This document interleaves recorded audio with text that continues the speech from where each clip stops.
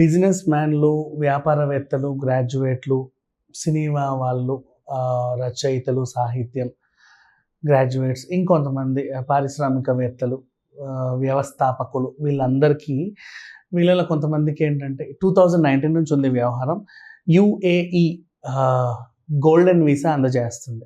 అంటే golden visa వల్ల వాళ్ళకి అక్కడ జరిగేవి ఏంటంటే శాశ్వత ఓనర్‌షిప్ కలిగి ఉంటారు. ఈ మధ్య కాలంలో నిన్న రజనీకాంత్ గారికి ఈ గోల్డెన్ వీసా ప్రదానం చేయడం జరిగింది. సో, రజనీకాంత్ గారు ఈ వీసా అందుకున్నారు.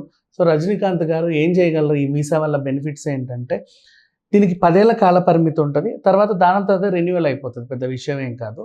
వీళ్ళు అక్కడికెళ్ళి శాశ్వత ఇల్లు ఏర్పరచుకోవచ్చు. ఆ ఇంట్లో ఉండొచ్చు. ఆ యుఏఈ పౌరుల్లాగానే గుర్తింపు పొందుతారు. అక్కడ స్థానికంగా జరిగే ఎలక్షన్‌లో ఓటు కూడా వేస్తారు.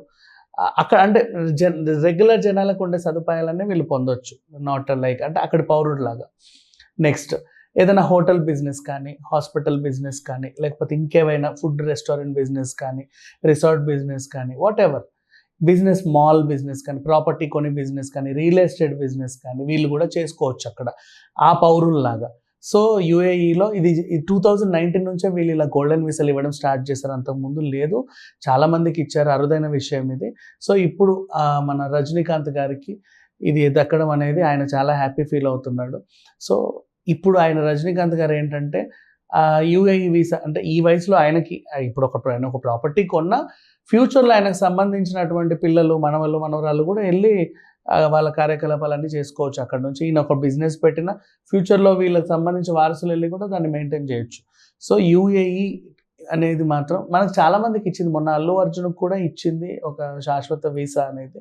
అరుదైన విషయం అని చెప్పుకోవచ్చు. ఇప్పుడు మళ్ళీ రజనీకాంత్ గారికి ఇచ్చారు. మనకేంటంటే ఎప్పుడైనా పద్మశ్రీ అవార్డులు, పద్మవిభూషణ్, పద్మభూషణ్ అవార్డులు వస్తేనే మాట్లాడుకుంటాం కానీ, దాదాసాహెబ్ వస్తే మాట్లాడుకుంటాం, లేదా ఫిల్మ్‌ఫేర్ వస్తే మాట్లాడుకుంటాం. కానీ కొన్ని సార్లు అరుదైన సంఘటనలు ఇలాంటివి జరుగుతూ ఉంటాయి. ఇవి కూడా చాలా ముఖ్యమైన విషయమే. ఇప్పుడు మేడమ్ టుసాడ్స్ మ్యూజియంలో వీళ్ళ మైనపు విగ్రహం ఉండడం కూడా అదొక అరుదైన గౌరవం అని చెప్పుకోవచ్చు. అలాగే ఏదైనా దేశం తమంతట తాము వచ్చి గోల్డెన్ వీసా ఇవ్వడం అనేది ఇంకా అరుదైన విషయం అని చెప్పుకోవచ్చు. ఈ అరుదైన ఘనత రజనీకాంత్‌కి ఇన్నేళ్ళకి దక్కింది. ఇంకా అంటే ఎప్పుడో దక్కుంటే ఈ పాటికి అక్కడ కొన్ని ప్రాపర్టీలు కూడా కొనుండేవాడేమో మేబీ.